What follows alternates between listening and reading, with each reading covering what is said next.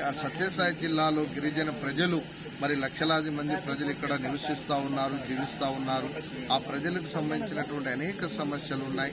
గత ప్రభుత్వాలు గిరిజనులని కేవలం ఓటు బ్యాంకుగా మాత్రమే మరి వాడుకోవడం జరిగింది. గతంలో ఎన్నో హామీలు ఇచ్చారు కానీ గిరిజనులకు ఏ హామీని అమలు చేసినటువంటి దాఖలాలు గత ప్రభుత్వాలకు లేవు.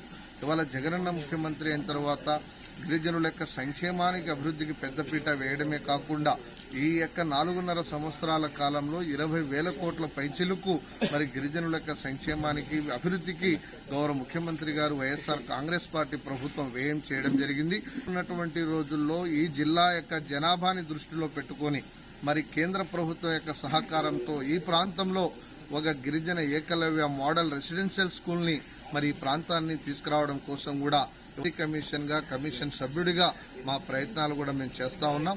అదేవిధంగా ఇది కొత్తగా ఏర్పడినటువంటి జిల్లా కాబట్టి జిల్లా కేంద్రంలో గిరిజనుల యొక్క అవసరాల కోసం ఒక గిరిజన భవన్ ని కూడా అధికారికంగా ఏర్పాటు చేయాలని ఇక్కడ ఉన్నటువంటి ప్రజలు బలంగా కోరుకుంటా ఉన్నారు. ఆ విషయాన్ని కూడా ముఖ్యమంత్రి గారి దృష్టిలో పెట్టి గౌరవ కలెక్టర్ గారి స్థానిక ప్రజాప్రతినిధుల యొక్క సహకారంతో అతి త్వరలోనే రానున్న రోజుల్లో ఈ హెడ్ క్వార్టర్లో కూడా గిరిజన భవన్ ఏర్పాటు చేసుకోవడానికి మరి మా ప్రజలందరి యొక్క సహకారంతో ముందుకెళ్తామని కూడా తెలియజేస్తా ఉన్నాను.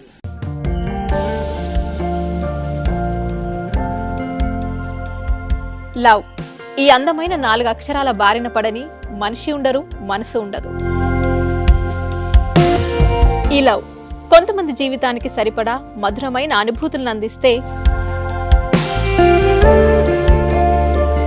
మరికొంతమందికి జీవితాంతం వెంటాడే చేదు జ్ఞాపకాలను మిగిల్చుతోంది. లైలా మజ్ను, పార్వతీ దేవదాస్ ఈ 2 కథల్లో మజ్ను లైలా ప్రేమ కోసం ఎంత పరితపించాడో విన్నాం. దేవదాస్ పార్వతీ ప్రేమ కోసం ఎంత పిచ్చోడయ్యాడో చూసాం.